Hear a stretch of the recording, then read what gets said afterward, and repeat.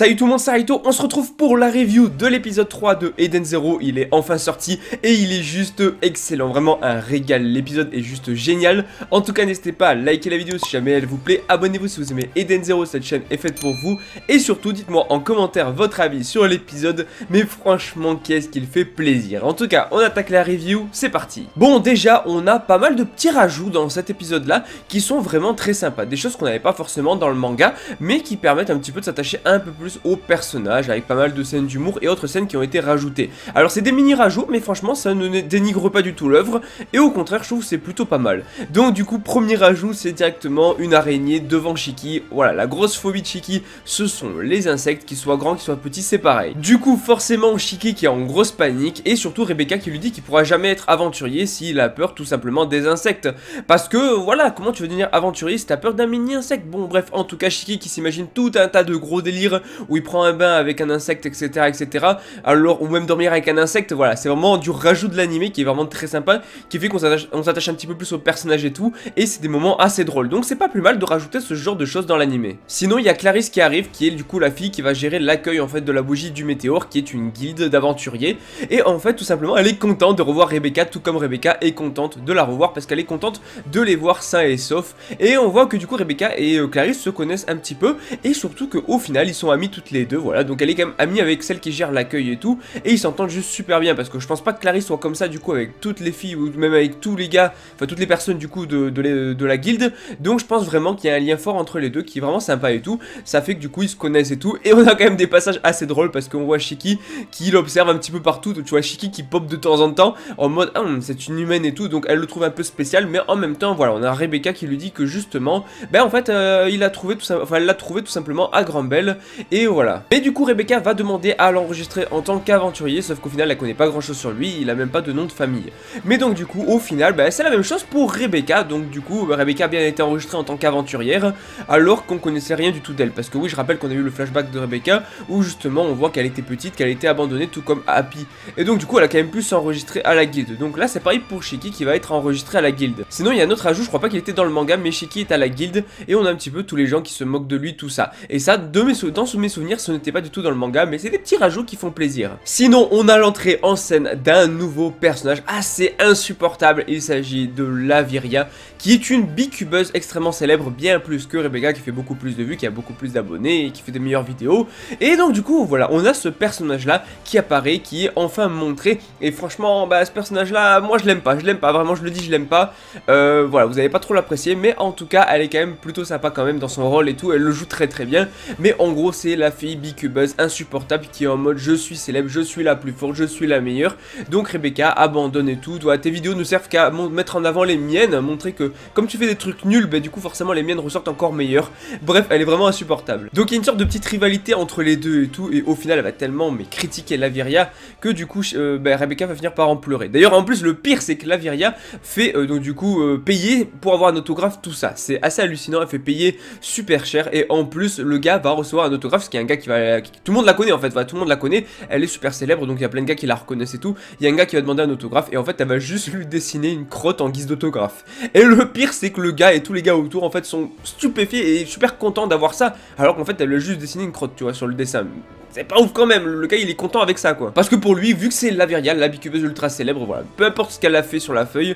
il est super content, et elle lui dit vas-y tu me feras un paiement via donc du coup ma chaîne YouTube, enfin Bicube du coup, voilà plus tard et tout. Bon bref, en tout cas elle a fait pleurer Rebecca, et ça Shiki n'a pas apprécié, parce que quand on fait pleurer ses amis, il se vénère. Du coup il va l'attraper, et là Ethergear de gravité, il va la faire voler, et au final bon Rebecca va embarquer Shiki, pour pas qu'il cause plus de dégâts qu'il n'en a causé, parce que bon déjà que tout le monde s'est moqué de lui et d'elle, parce que du coup il avait dit qu'il connaissait Mother tout ça, donc là faut qu'il arrête de faire un petit peu n'importe quoi, même si Laviria le méritait clairement, là oui elle le méritait clairement. En tout cas du coup Laviria qui va retomber au sol, et plutôt que être énervé contre Shiki, au contraire justement elle dit qu'il pourrait faire de super vidéos, donc du coup elle est intéressée par Shiki pour faire des vidéos, donc ça c'était plutôt drôle. Voilà, en tout cas ce personnage a été présenté, a été révélé, et sinon en tout cas ils vont aller manger au restaurant, Shiki, Rebecca et Happy, et franchement bah alors là on a quand même des petits trucs de fou, les petits caméos cachés, parce que voilà, on a tout simplement Shiki qui est en mode, donc déjà Shiki qui va recevoir sa carte d'aventurier. Oui, il va enfin la recevoir, il est de classe E parce que classe E c'est la classe la plus basse et en fait tu montes quand tu deviens plus fort en aventurier.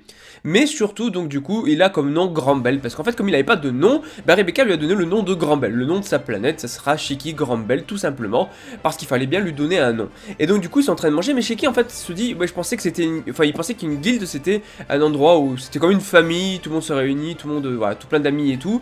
et que c'était comme une grande famille, ce qui est totalement faux. Et en plus justement là on a un truc de fou, franchement pour le Mashima univers c'est juste excellent, parce qu'on a Rebecca qui dit que non, c'est pas comme ça. Il y a eu effectivement un manga et un animé comme ça, bien sûr Fairy Tail la grosse ref, et en plus derrière on voit Natsu et Lucy qui passent. Alors non, ça veut pas dire que Natsu et Lucy sont vraiment passés, c'est juste une sorte de petit caméo, de petit clin d'œil à Fairy Tail, mais c'est énorme parce qu'on a carrément Rebecca qui dit qu'il y a eu un manga et un animé comme ça déjà, donc voilà, qui parle clairement de Fairy Tail. En plus on a Natsu et Lucy. Bon alors dans le manga il me semble qu'il disait juste manga, mais ils ont rajouté animé vu que là on est dans la version animée. C'est un bon petit rajout, ça fait plaisir. En tout cas voilà, là ils entendent des gens à côté recevoir une notification comme quoi il y a une nouvelle vidéo de Laviria et tout, et en fait on a Rebecca qui admet que Laviria fait de bonnes vidéos, qu'elle est insupportable mais qu'elle l'admire quand même parce qu'elle fait de bonnes vidéos, elle a plein d'abonnés, tout ça, et Shiki va proposer quelque chose pour en fait faire de meilleures vidéos et avoir plus de visibilité, plus de vues, plus d'abonnés. Il va carrément proposer d'aller filmer Mother parce que personne n'a rencontré Mother, personne n'a pu la voir, donc du coup effectivement s'il filme Mother, son compteur de vues va exploser et ça pourrait faire une excellente vidéo. Et là Rebecca est forcément chaud bouillante pour participer à la mission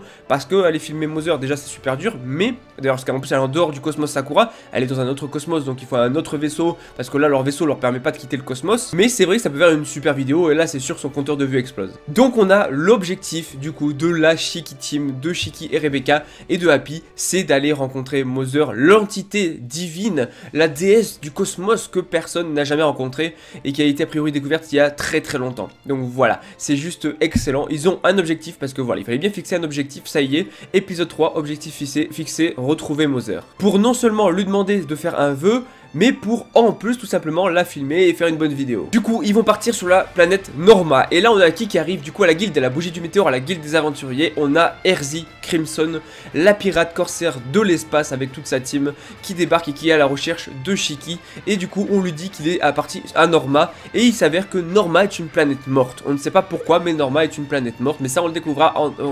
temps et en heure. En tout cas très sympa de voir Erzi, même si on la voit très rapidement, ça fait plaisir. Mais donc du coup voilà, on apprend que la planète normale, là où vont Rebecca et Shiki, c'est une planète morte, mais vous inquiétez pas, on saura pourquoi plus tard. En tout cas, du coup, on a Shiki qui va demander s'il peut piloter le vaisseau, qui est à la base en pilote automatique actuellement, et en fait Rebecca est pas trop chaud parce qu'il a jamais piloté quoi que ce soit, mais elle dit ça peut faire une bonne vidéo, donc ouais, ça peut faire une bonne vidéo, pourquoi pas. Donc il va piloter le vaisseau, il va même le faire atterrir, et là on a pas mal de rajouts parce que dans le manga il se crachait assez rapidement, alors que là on le voit en train de passer à travers des piliers de cristaux d'éther et tout. On le voit, il perd le contrôle, elle lui dit vas-y appuie sur le bouton de droite d'abord, le gars il a direct appuyé sur les 3 boutons, bref ils se sont littéralement plantés, écrasés, mais ça a rajouté pas mal de scènes marrantes et pas mal de rajouts par rapport au manga qui sont vraiment sympas. Et je trouve que tous ces petits rajouts, ça fait qu'on s'attache un peu plus encore au personnage que si ça y était pas, parce que du coup on prend le temps de poser un petit peu les bases et de voir les relations entre les personnages, de rajouter de l'humour, des choses vraiment essentielles je pense pour qu'on s'attache réellement au perso. Même si pour ma part j'ai lu le manga donc je suis déjà attaché, mais pour ceux qui découvrent avec l'animé, bah voilà, après peut-être que vous êtes déjà attaché parce que franchement les 3 premiers épisodes sont vraiment très bons, donc je pense qu'on s'attache déjà très vite au perso. En tout cas ils vont se cracher, le vaisseau est planté dans le sol, heureusement il y a l'éther-gear de Shiki de gravité qui peut tout simplement alléger les objets, du coup il a remis le vaisseau tout simplement droit, voilà. Et au final, Rebecca a quand même une bonne vidéo, tu vois, une bonne vidéo, même si elle est pas tout à fait contente parce que le vaisseau s'est planté, elle est quand même contente d'avoir sa vidéo, elle lui fait top du top. Sinon, on en apprend un peu plus sur l'univers de Eden Zero, sur la planète Norma, parce que chaque planète a plus ou moins sa météo et ses spécificités, pareil pour la planète Norma. Et on apprend aussi plus sur le fameux éther ou l'éther-gear. L'éther, en fait, c'est une sorte de magie, en gros, qui circule à l'intérieur du corps que tout le monde a. Et l'éther-gear, c'est le fait d'être capable de manipuler justement ce flux d'éther qu'on a à l'intérieur du corps, chose que Shiki est capable, alors que la plupart des gens, ils ont tous de l'éther, mais ils n'arrivent pas forcément à le contrôler, ce flux, du coup ils ne maîtrisent pas l'éther-gear. Donc c'est assez intéressant de développer un petit peu le background derrière tout ça, pour un petit peu mieux comprendre comment marche l'univers de Eden Zero. Et on a une planète assez spécifique avec Norma, surtout au niveau de la météo, et du coup en fait on a de l'éther terrestre, et l'éther terrestre du coup dans le ciel va se matérialiser en cristaux, et ces cristaux vont tomber du ciel et se planter dans le sol. Et en fait plus du coup ils sont enfoncés dans le sol, plus ça fait longtemps qu'ils sont tombés, plus ils sont vieux, et en fait c'est super sympa d'avoir ce genre de météo sur différentes planètes, ça permet de développer un petit peu j'ai envie de dire le lore, donc du coup de l'univers de Eden Zero, de l'enrichir, de rajouter des choses intéressantes. C'est-à-dire qu'on aura sûrement d'autres planètes comme ça et tout, donc c'est vraiment très sympa de développer tout ça. Après on est quand même dans l'univers, dans l'espace, tout ça, donc forcément il y a moyen de faire énormément de bonnes choses, et c'est pour ça que l'auteur en profite pour justement développer un petit peu tout ça, et faire une planète un petit peu originale, parce que franchement des cristaux de terre terrestre qui du coup tombent du ciel pour se planter dans le sol, c'est quand même plutôt original et plutôt pas mal. D'ailleurs c'est aussi pour ça que les gens qui habitent sur cette planète se sont mis au centre du coup de la planète pour pas se manger les cristaux qui tombent du ciel tout simplement. Et donc du coup on a Shiki qui découvre un petit peu la ville avec Happy, Rebecca, et de souvenirs ça se passait pas tout à fait comme ça. Il y a eu quelques petits rajouts, on voit les gens qui, enfin on voit Rebecca et Shiki qui débarquent dans la ville et tout, et qui passent dans les rues. Ça c'est plutôt sympa, du bon petit rajout. Et là ils arrivent du coup à la maison de Wise Steiner. Et oh là là, Wise, ce personnage est juste incroyable, sauf que le problème c'est qu'ils arrivent là-bas.